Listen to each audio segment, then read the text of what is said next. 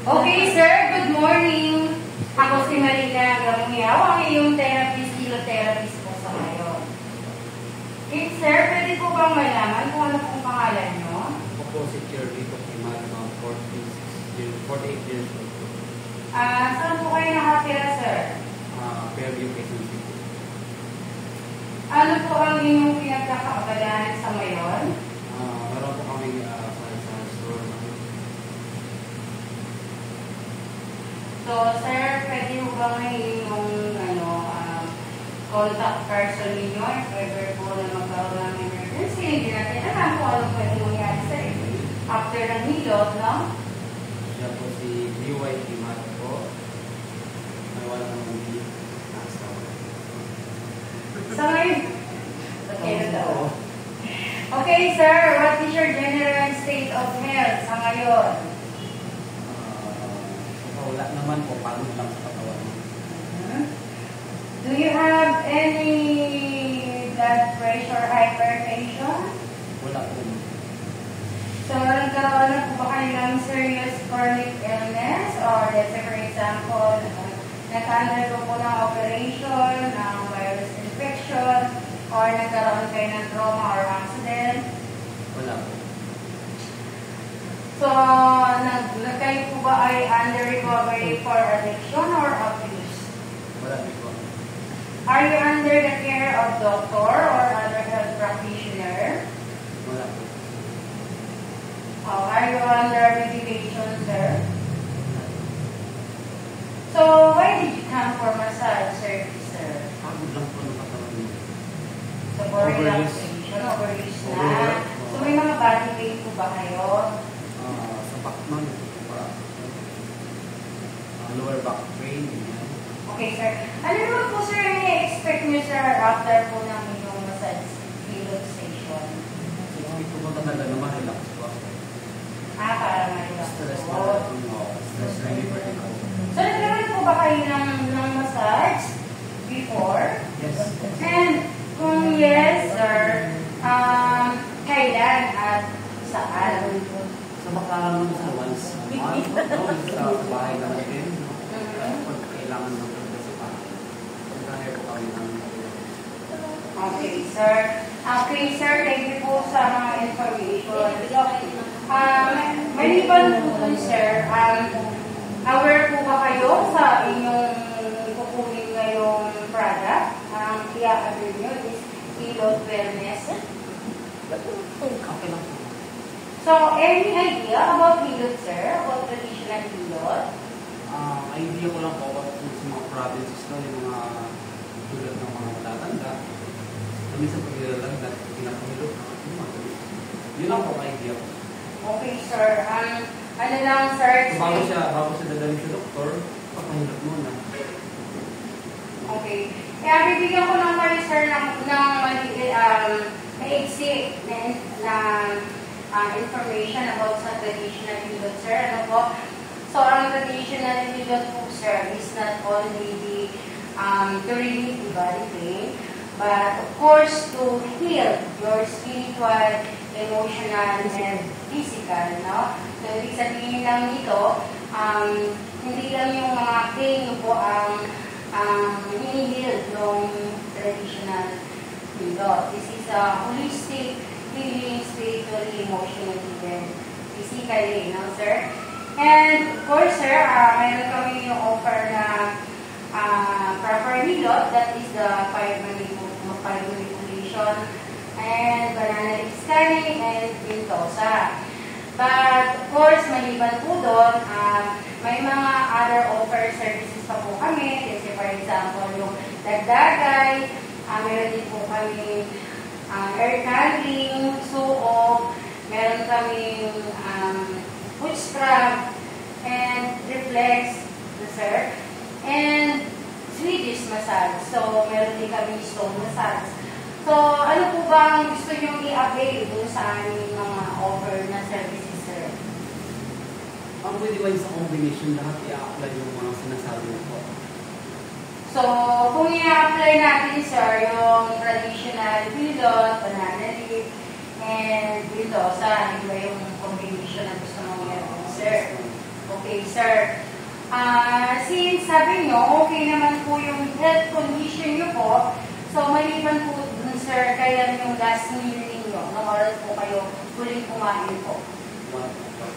So, 1 o'clock. Okay, sir. So, okay naman na po kayo, no? And may mga skin diseases po ba kayo, sir? Skin problem? Wala po. Hindi po ba kayo inom? Hindi po. Okay, sir. Para, sir, ma-prove natin kung talagang fit po kayo gluten, ano, kukunan ko po kayo ng vital signs. O, okay. Normal lahat. Okay. So, vital signs is hindi po kasi nga pinagawa ko lang po yun para dire-diretso na ako. Okay, sir. Since fit naman po pala kayo, normal po ang inyong blood pressure nyo, 120, that is systolic, and 80, that is diastolic. At ang respiratory rate po ninyo is sobrang bilis ha. Kung nagpapalpitate kayo, sir, 24 beats. Ginawa ng kape kayo ng lunch. So, nag-coffee kayo kanina, nag-lunch. And, pero mababa, sir, yung pulse rate nyo, 46 lang. So, dapat, sir, 60 po ito. Anong, may mga iniisip po ba kayo na nakakapagpabagal ng ano yun? Pulse rate. Pulse Ang baba, rate. 24? 46. Sino po ang inisip? Baka nga mali yung paggawa. Okay, sir. Ako nga yung gumawa. Okay, sir. Okay, sir. Since, raise ka muna ng, sir, ng 2 hours para maano natin kung masigurado po natin kung yung inyong pulse rate and respiratory rate is magkakito. Okay, sir? Okay? So, yun yung kay-guide ko, no? Okay, sir. Since okay naman po ang lahat ng inyong mga vital signs, no?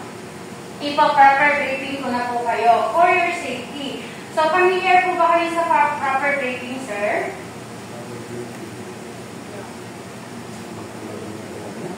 Okay, sir. So, proper draping ko na po kayo.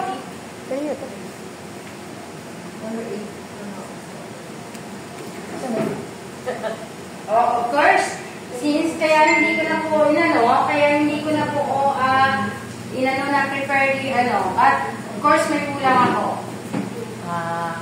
So, ano yung kulang ko? Lighter. Ano ang kulang ko doon? Time duration. Okay, sir. Nervous ka agad kayo, mama.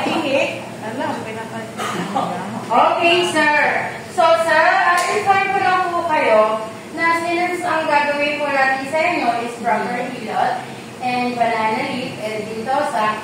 So, may time duration po tayo. That is a 1.5 hour. Kasi nga po, yung procedure na gagawin po natin ay medyo long duration. So, okay lang po ba kayo dito, sir?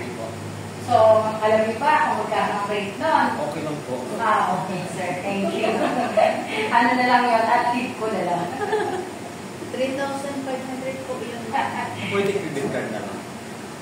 Green card. Okay, sir. Pakitanggal po yung shirt natin.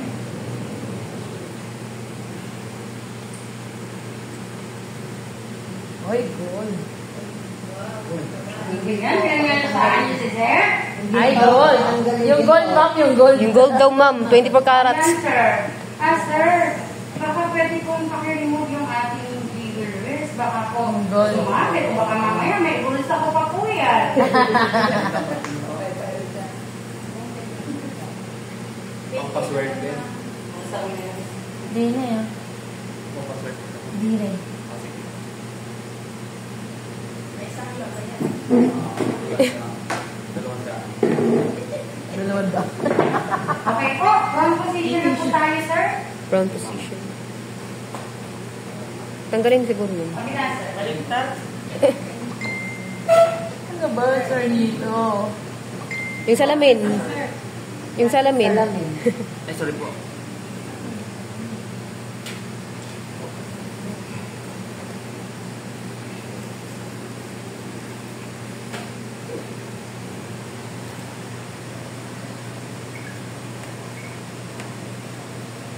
Okay po, ito po yung top sheet cover. Proper breaking. No? Top sheet cover. And ito naman po ang full sheet cover. So, kung blanket ito or malong, so of course, kailangan maabot yan. Yan yung full sheet cover, no? And, syempre, magsisimula ako sa banana lip scanning. But of course, pag banana lip scanning, kailangan muna natin lagyan ng oil, no? So, ito.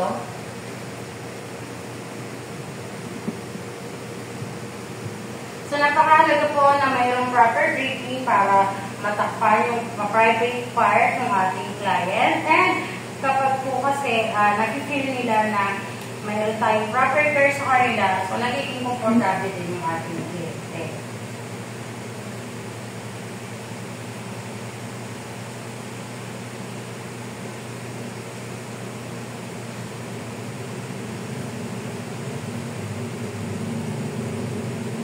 Di abot, ma'am.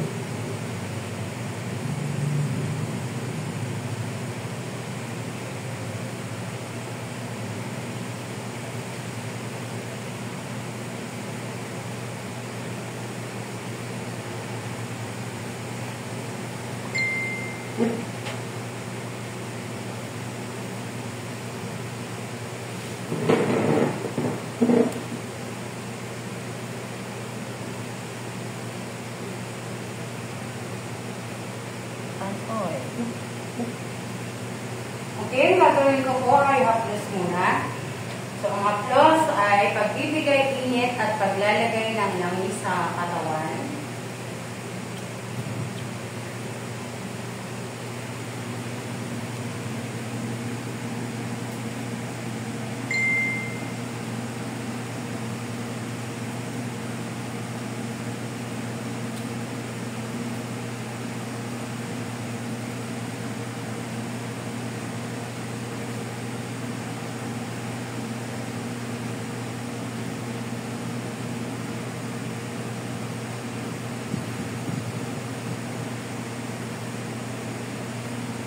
Okay, sir, magbabanana na po ako.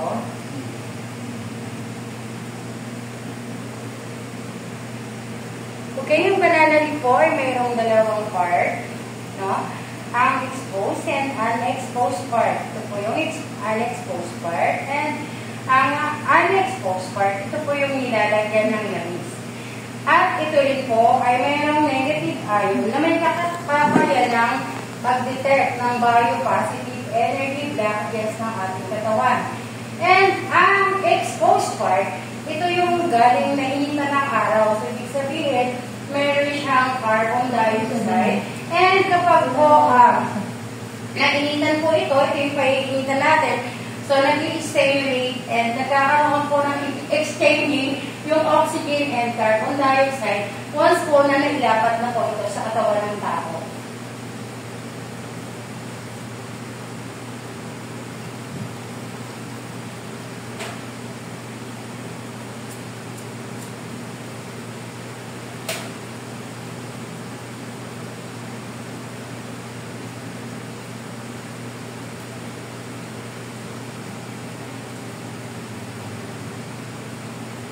Okay, kailangan muna i-check natin sa ating balat kung ito ba ay mainit o sakto lang. Para nang sa ganon, yung katawan o yung balat ng ating kliyente ay hindi masyadong mainitan. Okay lang po ba, sir? Yes, okay.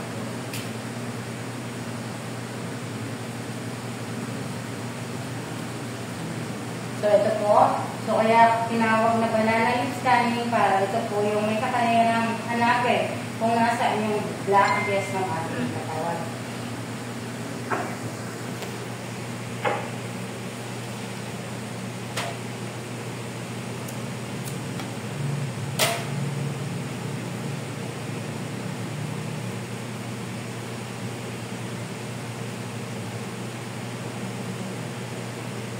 Ano nang ganyan? Hindi mo tali. Okay lang po, sir.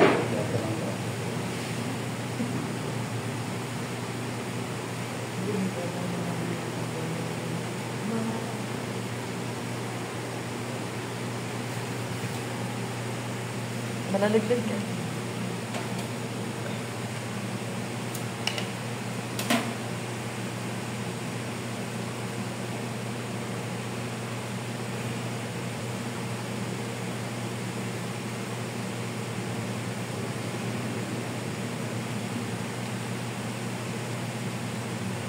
Okay lang, sir.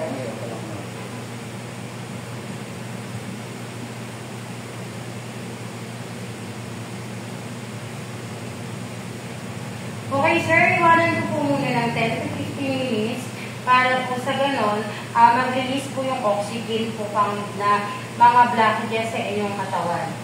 Okay? Proceed na po ako muna sa habang naantay ko po yung 15 minutes, proceed po ako sa kanyang legs. No?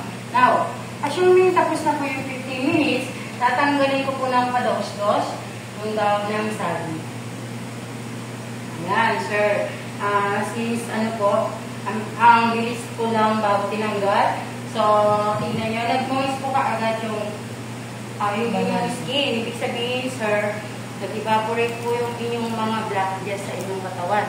And now, sir, proceed naman po tayo sa Ventosa. Sir?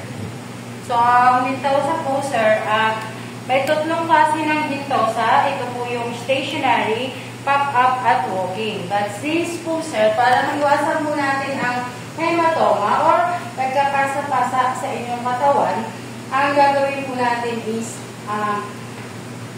walking Ventosa, sir. Ano po? And of course, para hindi po maiwasan po natin ang disgrasya, so may mga endangerment part po ng inyong katawan na hindi pwedeng daanan ng baso. No, sir? Katulad po ditong cervical, yung inyong kidney, yung liver, at ang inyong lumbar, especially yung inyong spinal column, dapat hindi po mag-stay yung baso dito sa mga part na to, kasi ito po, sir, yung danger zone. Of course, bago po natin gawin, sir, yung Ventosa, kailangan ko po ulit, sir, maglagay ng langis nang sa ganon, hindi mo masyadong kumapit yung baso sa inyong balat. So, kaplos po ulit.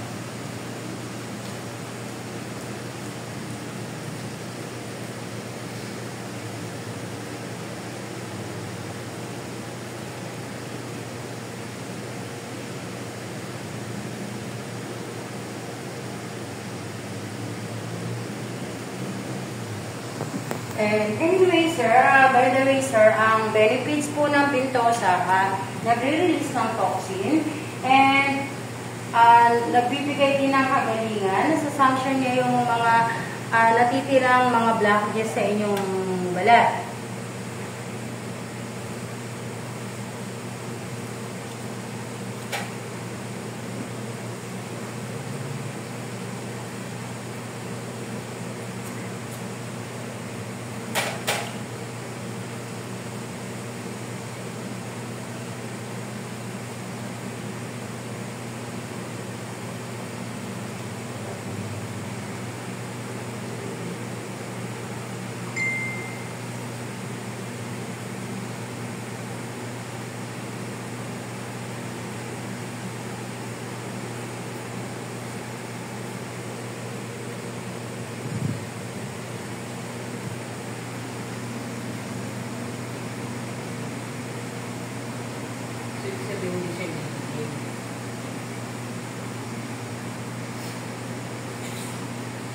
Okay?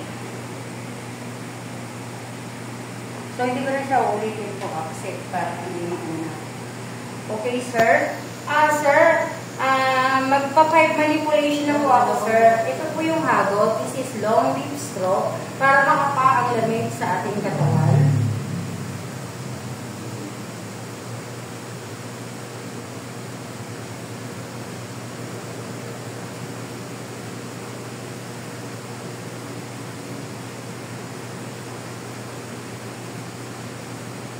At ito naman po yung haplos. Paglalagay ng langis at pagbibigay init sa ating katawan.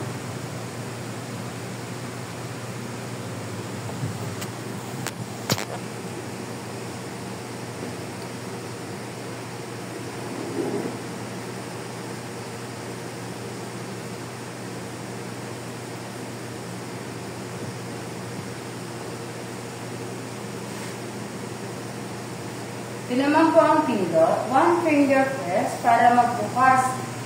Pagbubukas ng enerhiya sa ating katawan.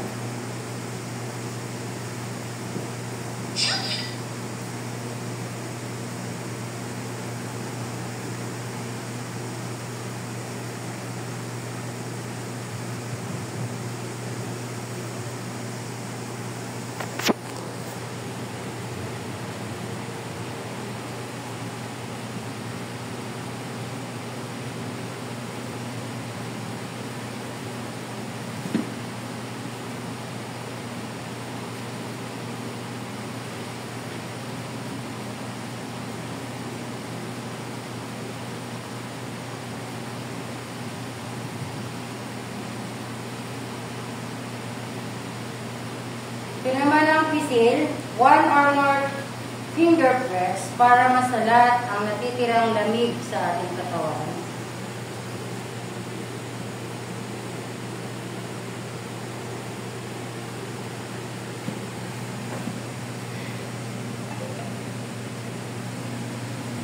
First pixel na.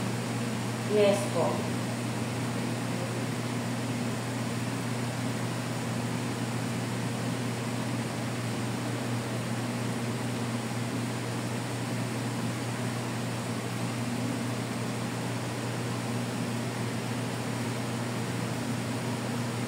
Ito naman po ang piga or grasping kung paano tuluyang magkaroon ng katinawasan.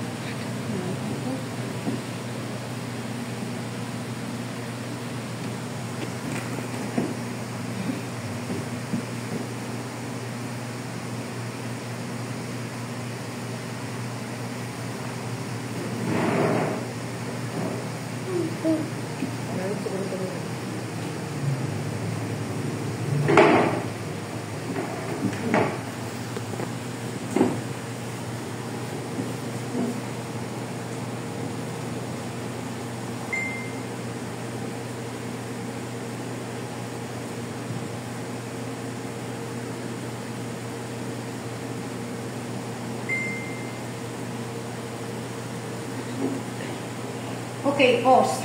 Pause nyo yung video. Sabihin, pag stick ito, hindi kahit anong galaw mo dito, hindi mo siya mapapalambot.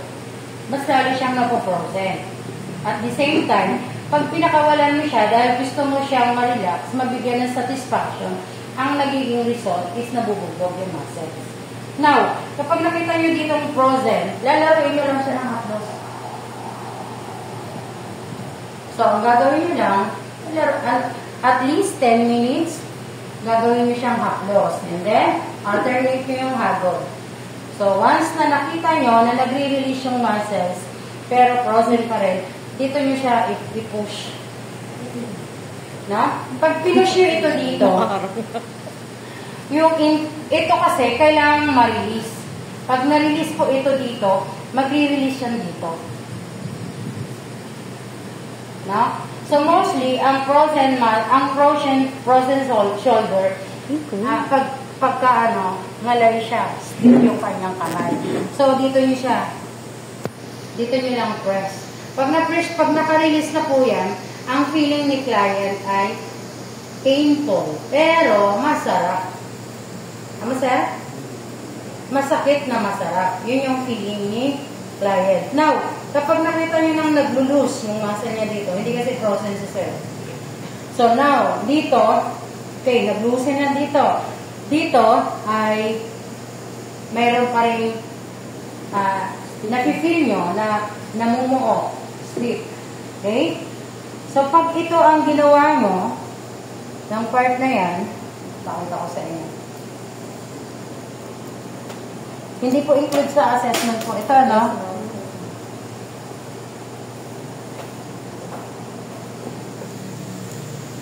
Okay? Kung nakikita nyo to, ito yung pinaka-main. Connecting yan dito. Hanggang ulo na to. No? Release nyo po siyang ganyan. Yan. Now, pag na-release nyo na, saka nyo siya balikan dito. Press nyo lang dito hanggang sa mag-release din yung stick muscle niya dito. Pag nag-release na po yan dyan, pag nilaro nyo, malambot na. Ha? Now, syempre, pag na-release nyo na yung ganyan, sabayan nyo ng hagod.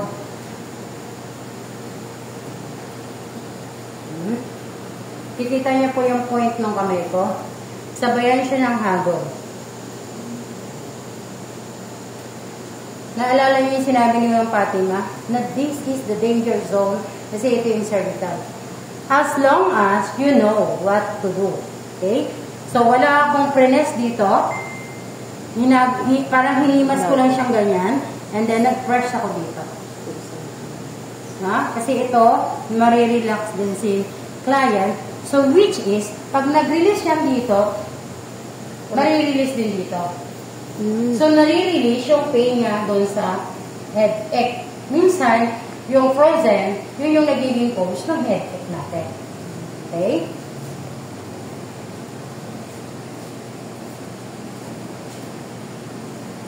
Para balance.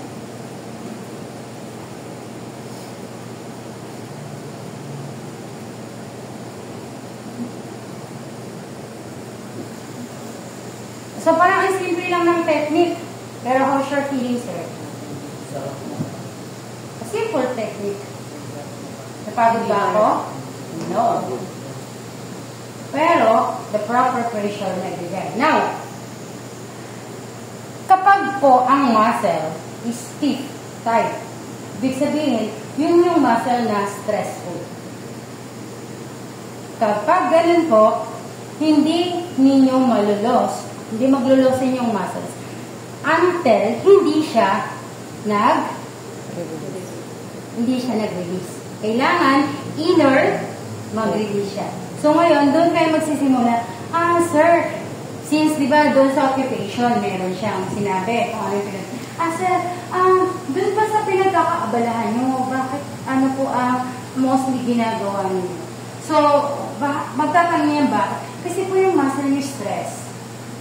So, doon, kapag ka nabanggit nyo yung ganon, so, client is knowing that you know the kind of muscles. Kapag sinabi nyo na yun, ganun ba? Kasi doon na siya mag-share. So, habang nag-share siya, nakikinig ka lang, and then yung kamay mo, haplos lang yung gagawin. Haplos lang gaganunin mo lang siya. Kasi habang nag-share siya, nakakaramdam siya ng relaxation. So, mamamalayan nyo, yung tight na muscles niya, nag-release na. Sa haplos lang yung ginagawa niya. So, ang gagawin niyo po doon is yung healing process inner. Kasi once na nag-release niya, mag-release din po yung muscles. Now, I don't know sa other therapists kung na-observe nyo yung gano'n. Yes. Well, mostly, that is the healing process. So, yun yung sabi nga natin, na hindi lang physical ang ating hinihil, even their emotion or soul. No? Now, kapag nagawa nyo na yun, na-release nyo na yung stressful na muscles nyo, doon nyo pa lang siya, sabi ko nga, doon pa lang ako magsisimulang mag-heal.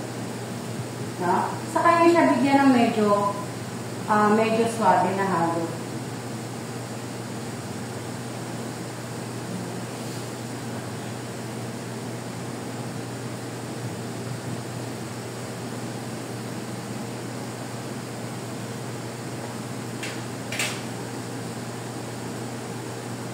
Okay, now, kapag naman po lalaki, and syempre, so, ibibigay ko sa inyo yung techniques ko. That is my simple techniques.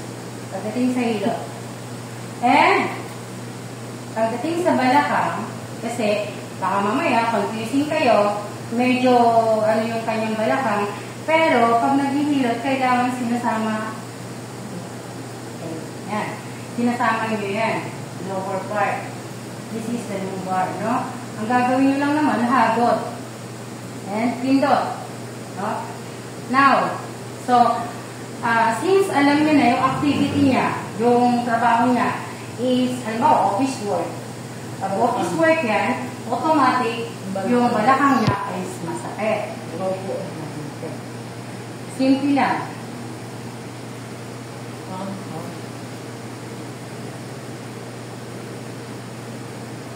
Di ba? No touch.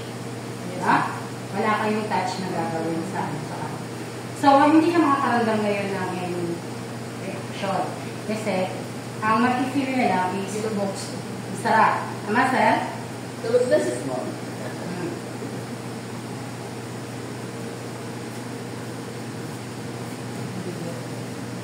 Okay, kung ma-observe nyo, kahit anong ginagawa ko, continuous pa rin yung touch na binibigay ko. Especially kapag ano kasi, pag, syempre, actual na client na, wala, naka-short na lang, o naka-underwear, di ba? So, continuous yung touch na binibigay ko sa kanya.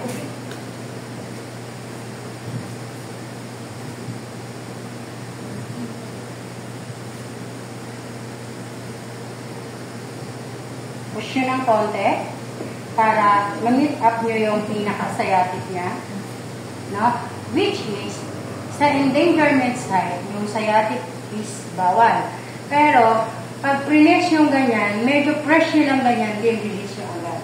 Hindi nyo kailangan doon itutok ng itutok. Okay? And, after mo ma-perform from upper back, then the lower extremities, so bigyan mo ng simpleng reflex. No? Simpleng reflex. Kasi, para yung reflex na binigay mo sa kanya, although it is a simple, but nagkaroon ng interaction doon sa kanyang internal. No? Kasi pagka nagkaroon po ng ano yun, ng reaction sa internal niya, so that is the additional releasing ng toxin. No? Continuous yung release, the internal and the external. Once na nag-release magkasabay yun, una, kapag stressful yung muscle niya, and na-release mo yun, okay? So, na-heal na yung emotion niya. That is the inner. Okay? And, pag natanggal mo yung body pain niya, which is kasi pag tight yung muscles, unrelax yung kanyang movements. Kasi nga, hindi siya okay. So now, kapag na-release na to, magiging relax na yung movements niya. That is the physically healing. Now, gagawin mo, para mag-release totally, reflex. No? Kaya binigay ko po sa inyo yung reflex. Kasi, yung simpleng pindot na to is merong equivalent doon sa internal na. Okay po? Now, sir, balik ko na po yung top sheet forward.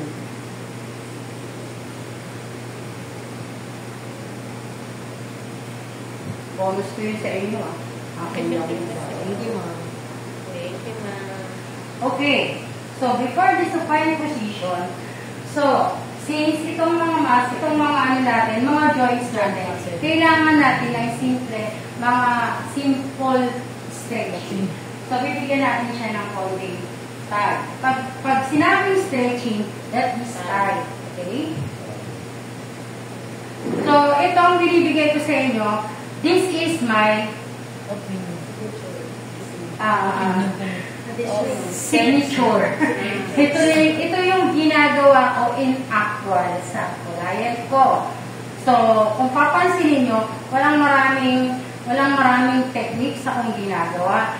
But I consume 1 hour kasi yun yung request ni client. Pag binigay ko yung 1 hour sa back, totally relief na siya. Kasi, para mo lang yung part manipulation na yun, para mo siyang ninanamnam yung ginagawa mo sa body. So, hahanapin mo yung mga blockages sa body niya, no? So, that's why, relaxing. Okay? So, once nag-stretch kayo kay client, dapat dahan-dahan na. Kami siya din. Okay? Hindi ba kailangan tutunog? Hindi. May stretch lang siya para yung mga ligaments niya ay na-stretch din. Now, kung press mong ganyan, dahan-dahan mo na-press mong ganyan and tumunog siya, well, good. Pero hindi Hindi mo ipipilit na. okay lang. Hindi mo kailangan ipilit na Ganyan lang, ma'am. para mag-trap. Hindi naman po kailangan. Pero, syempre, kailangan, ano kayo, yung care nyo sa kanya na, na hindi dapat siya, okay lang po ba, sir? Okay? So, 2 to 3 times is okay. And then, bilan.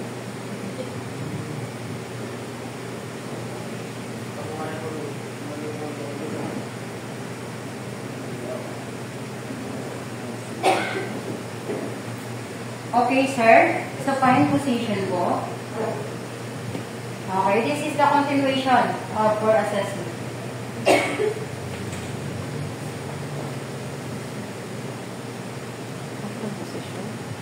Wala ng sideline position. Hindi pa Okay, siya. Hindi pa siya once na nakasupine position siya, pagdating ng assessment, okay, sir, pahinga po muna kayo ng 10 to 15 minutes.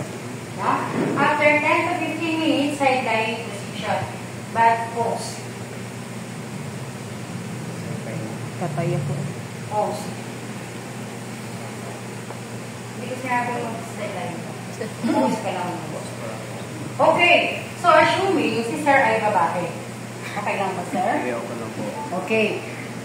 So, okay lang naman din sa mga lalaki kasi sa mga lalaki may mga loose-loose din. No? Kapag nagtataas ng matres, si ma'am, sabi niya, nandito yung buhay natin, which is true. Kapag lagi tayo sinisikmura, yun yung sinabi ni ma'am, no, na kailangan yung pulse natin nandito. Si sir meron din. Kasi nga, ito yung sinasabing taga-buhi. Yung ating umbilical. No? But this is endangerment side. So, once na constipated ka, ay dapat namamassage din po yung tiyan. Okay? So, ito, yung mga ano natin yung ito, parang 3 inches. Pupose lang natin.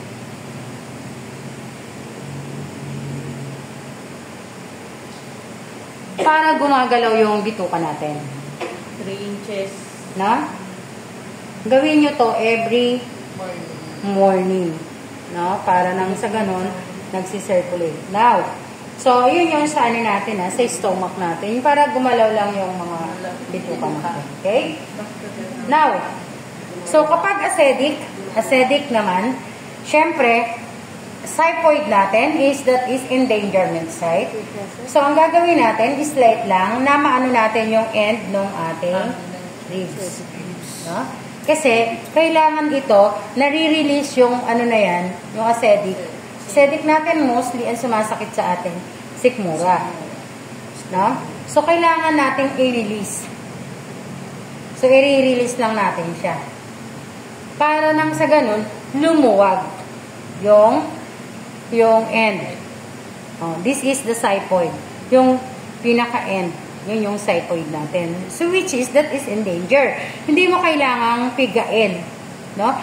Relax lang. Parang i-relax mo lang na gano'n. Mag-release lang yung acid. Now, sa babae, matres. Pagtaas ng matres. Okay. So, tulad sabi ni ma'am, yung umbilical natin, ito yung basihan. Kung nakasentro ba yung matres o hindi.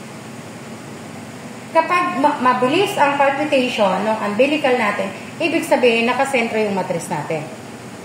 Pero, kapag ka hindi, ayun, sabi ni ma'am, taga-buhi, so ibig sabihin, sa ating mga babae, hindi nakasentro. Okay? It is possible na sa singit, kasi kapag workaholic tayo, tatagtag, bumababa din yun. So, ang sintomas niyan ay ihi ng ihi, kasi mababa. Or, sometimes, laging masakit yung puson mo, kasi nakasiksik daw. So, ang gagawin natin, pagsasalikupin natin, sir, okay lang ba? Tingin lang ako. Yan, okay? And then, yung pinaka-end ng ating puson, kailangan hawiin mo muna and then angat. Na? Sa puson din, kailangan hawiin mo muna and then angat. And then, sa center, hawiin mo and then angat. Okay? So, wag nyo igaganyan, tapos masakit po yun. Kailangan ganun din. Ganun din po ang sa buntis. Kapag yung buntis, kapag po suwi yung buntis, no, kakapain nyo siya. kapag syempre maumbok dito, yung ulo niya nandito. Pero, kapag ka hindi, ibig sabihin, hanapin niyo yung paa. Ngayon, ang gagawin niyo para umikot yung baby, 7 months onward, 7 to 8, umiikot yung baby. Pag sampa na ng 9, hindi na ikot yung baby. Kaya dapat, pagka 6 months old, totoo yun. Kapag inangat niyo yung baby, mas lalaki pa siya. Kasi lumuwag yung space niya sa loob ng tiyan niya. Sa tiyan, no? Now, pagdating ng 7 months, so anytime kasi, pwede na kasing lumabas yun. Now, pero umiikot siya. Ngayon, kapag nakapanyo, kung nasa ang parte, yung ulo niya, iikutin nyo lang siya. Ganti talaga itong Iikutin nyo in counterclockwise. So, once na inuikot nyo yun, susunod dun sa kamay nyo. Umiikot din siya hanggang sa mag-sentro siya. So, pagdating na ng before 9 months, so kapain nyo yun, kapag nakasentro na, okay na.